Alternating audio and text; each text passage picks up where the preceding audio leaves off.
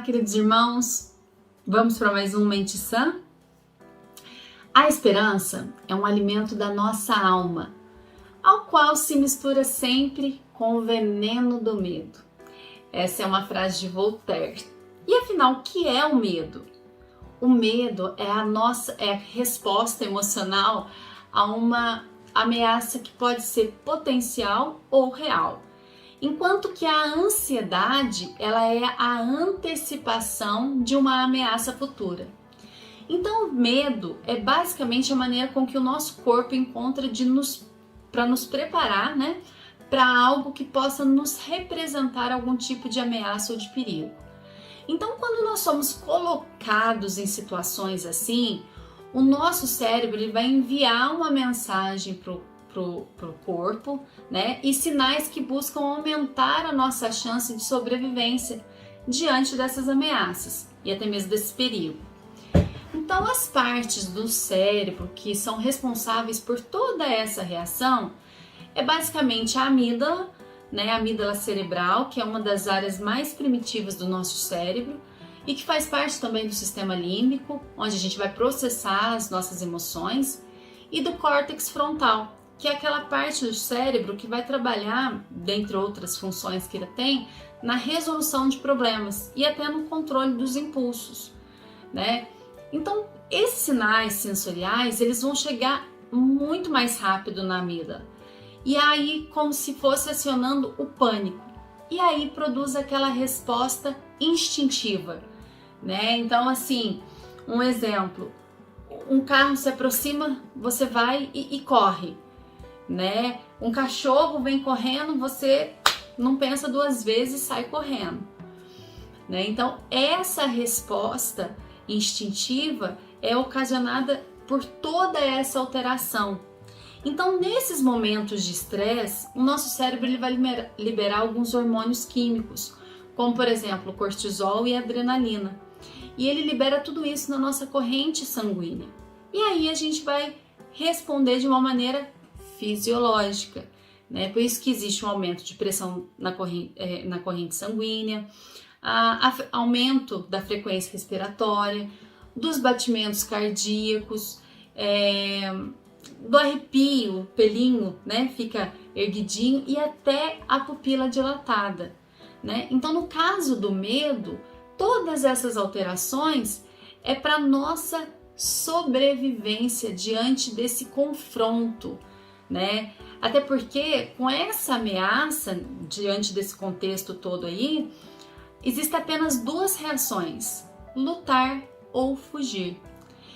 E nesse momento da pandemia em especial, o zelo com a nossa saúde, a tomada de cuidados, todos recomendados aí pela OMS, elas são de suma importância.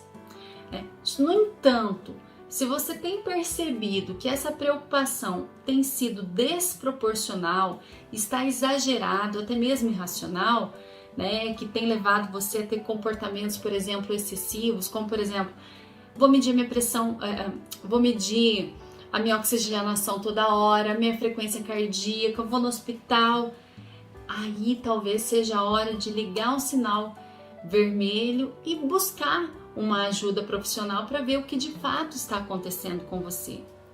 Até porque no ano passado, entre os meses aí de abril e maio, houve aquele pico de mortes em virtude do coronavírus, e foi feita uma pesquisa com mais de 17 mil brasileiros, e a idade média era de 38 anos, salvo engano era de 18 a 92. E todo esse levantamento, essa pesquisa mostrou que 8 em cada 10 pessoas estavam sofrendo com sintomas de ansiedade. Então, o que a gente percebe com essa Covid, com essa pandemia, com a Covid-19? Que ela tem trazido grandes prejuízos, para a nossa saúde mental. Afinal, todo esse cenário de incerteza provoca em todos, de uma forma geral, o medo, a insegurança, a instabilidade e mexe inclusive com aquela nossa noção de imprevisibilidade, mas não só em relação ao vírus, que é invisível, né, ou até mesmo a reação que vai ter em cada um, mas também no que diz respeito ao nosso futuro, ao futuro do nosso país, do nosso sustento, né, e entre outras tantas coisas. São essas incertezas que nos deixam cada vez mais vulneráveis e que corroboram, inclusive, para o nosso adoecimento psíquico. Por isso é importante lembrar que o medo, ele faz parte da nossa existência e ele é importante também. E ele vai nos cercar diariamente. No entanto, existem os medos reais, né? Porém, muitos deles são imaginários, né? Que vai existir só naquele universo do e se? E aí, esse e se é um forte aliado que vai te impedir de aproveitar a sua vida de uma maneira saudável. Por isso que avaliar quais são os medos reais, os imaginários, né? E o quanto que o seu comportamento pode contribuir para essa sensação, né? Como, por exemplo, o excesso de noticiário, né? Rede social, é muito importante. Sobretudo é necessário compreender que a vida, ela não nos dá garantia alguma. Ela não nos dá garantia se algo vai dar muito certo ou vai dar muito errado.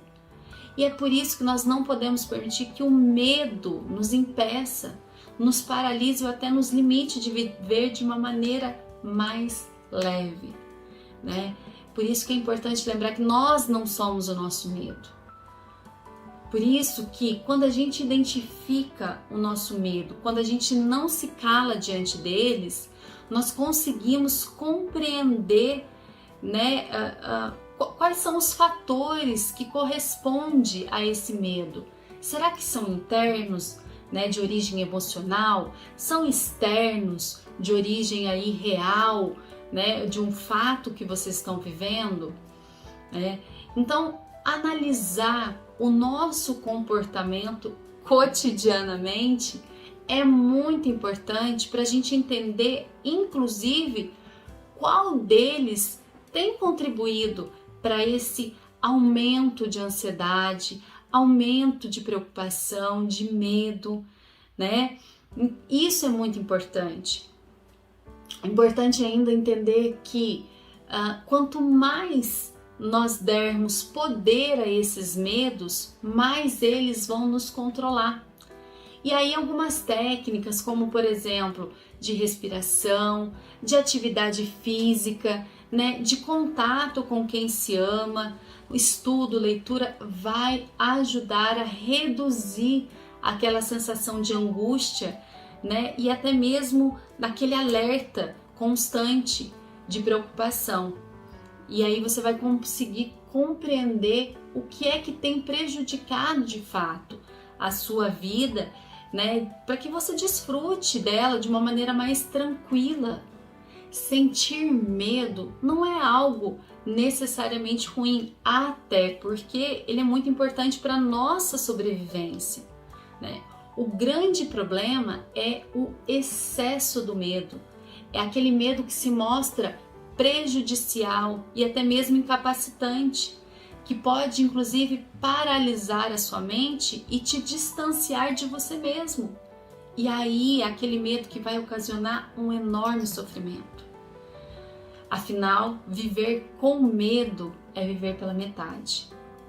E acima de tudo, se o medo persistir, obviamente procure ajuda, mas se lembre aquilo que o salmista diz: mas no dia em que eu estiver com medo, eu confiarei em ti. Né? Essa é uma passagem que está lá em Salmos 56:3.